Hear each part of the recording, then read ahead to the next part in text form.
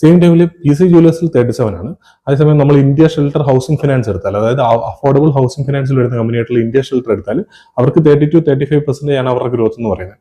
അപ്പൊ നമുക്കിത് നോക്കിയാലേ അവർ 32-35%, PC ജുവലേഴ്സ് 37%. ഇത് നമ്മൾ കമ്പയർ ചെയ്തിട്ട് PC ജുവലേഴ്സ് ആണ് ബെറ്റർ സ്റ്റോക്ക് എന്ന് നമുക്ക് പറയാൻ പറ്റില്ല.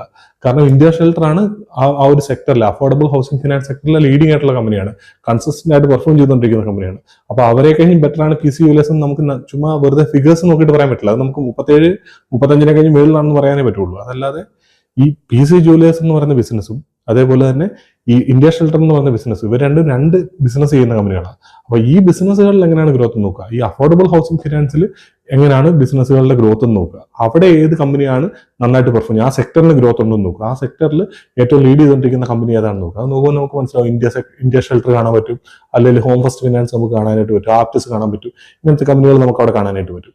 അപ്പൊ അങ്ങനെ നോക്കിയിട്ട്